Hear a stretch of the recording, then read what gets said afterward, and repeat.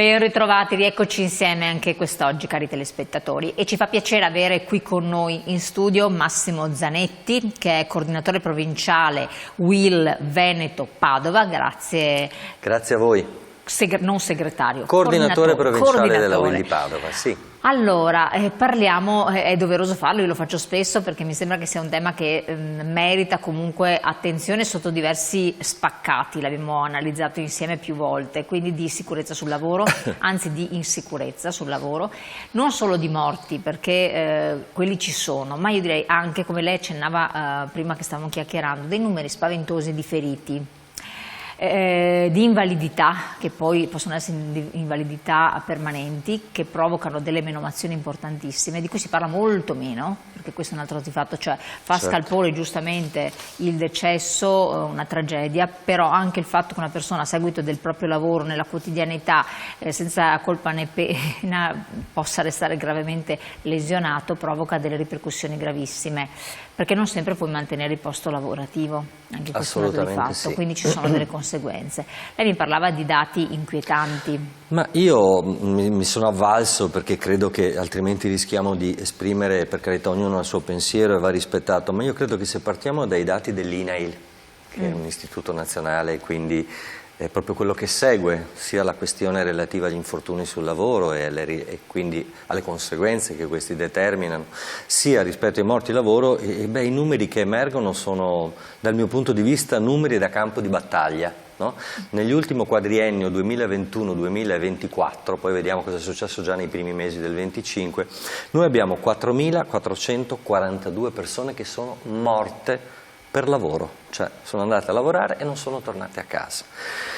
Abbiamo avuto negli ultimi 10 anni qualcosa come 10.000 morti e quasi 10 milioni di infortuni sul lavoro negli ultimi 10 anni. Solo l'anno scorso, questi sono dati dell'INAIL, quindi non sono della UIL, solo l'anno scorso in Italia abbiamo avuto 697.773 infortuni sul lavoro. Chiaro che non tutti questi, per fortuna, sono infortuni gravissimi, però capiamo che il montante è spaventoso, ripeto, 10 milioni. Questi sono i denunciati.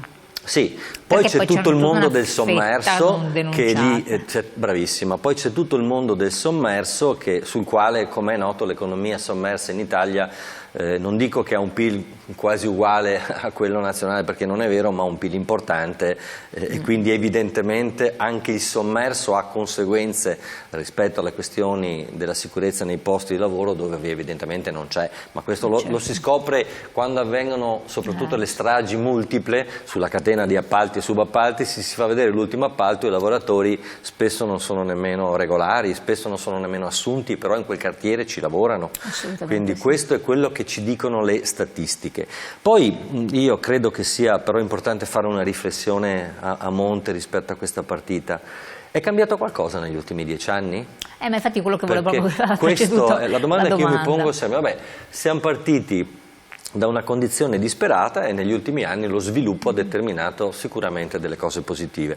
Beh, se guardo i numeri non mi sento di confermare questo elemento di traino positivo. Poi ci sono delle regioni virtuose che stanno in quella famosa zona bianca o zona gialla, perché come sapete la mappatura viene divisa per 4 aree, rossa, arancione, gialla e bianca, e a seconda dell'incidenza per milione di abitanti si classifica se una appartiene. Il Veneto per esempio l'anno scorso per fortuna era nella zona bianca, ma già dal primo bimestre di quest'anno è andato in zona gialla. Perché? Perché la fluttuazione del numero dei deceduti in attività lavorativa è aumentata significativamente.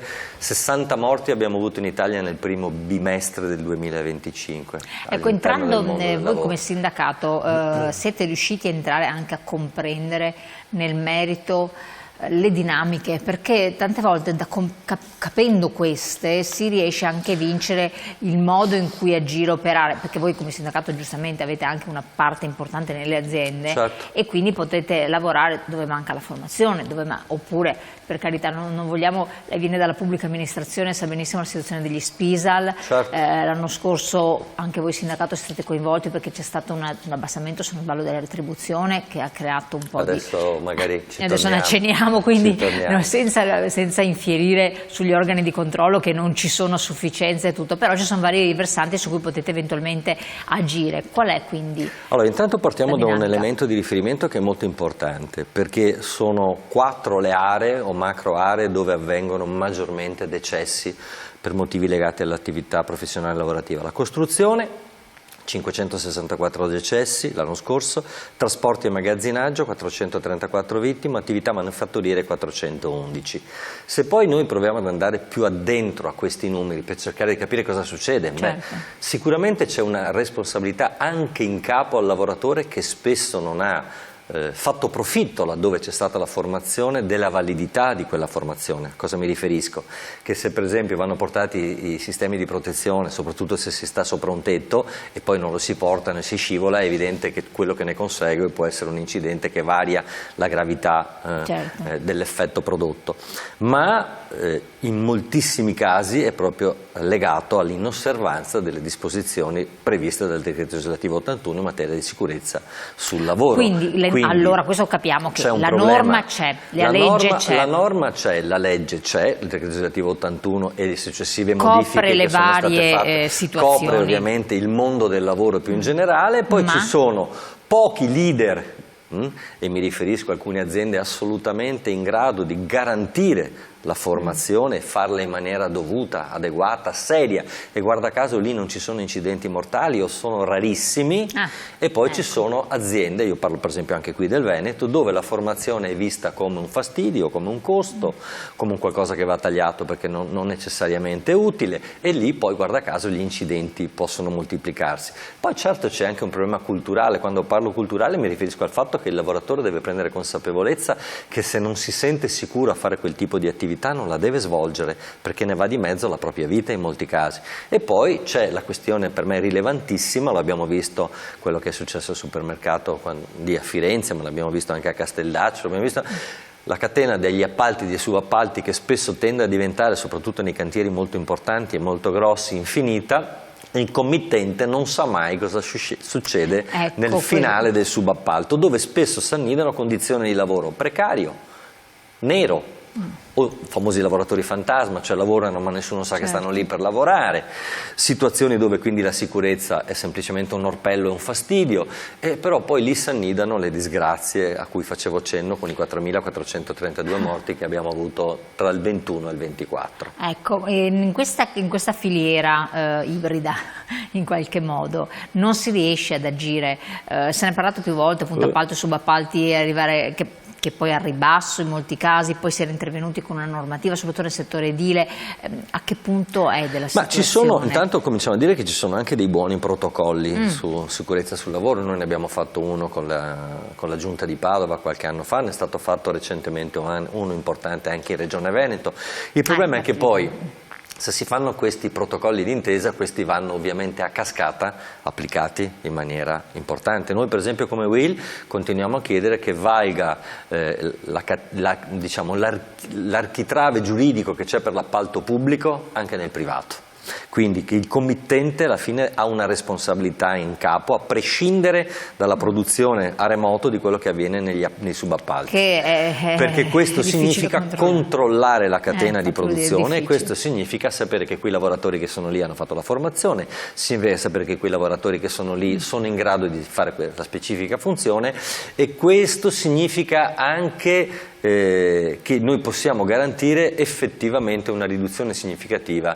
Quello che per noi è, insomma, la lanciammo noi 4 anni fa, questa 0 morti sul lavoro, la lanciò la UIL, oggi è diventato per fortuna patrimonio di tutte le organizzazioni sindacali, ma partimmo da noi con questo obiettivo, 0 morti, non uno di più. Noi abbiamo portato a settembre dell'anno scorso 1000 bar in una chiatta a Venezia, perché sono 1041 per la precisione, perché erano i morti che c'erano stati nel 2024. Stiamo parlando di numeri che secondo me sono pesanti. Voi immaginate un padre di famiglia che non torna più a casa, che significa per quella famiglia, se per esempio è monoreddito e magari c'ha 2 bambini o un bambino? Certo, ecco, però c'è una componente che secondo me è un po' particolare. Leggevo il messaggio che chiedevano di chi è la responsabilità, lo leggiamo un attimo insieme, che viene da un telespettatore o telespettatrice, non lo so.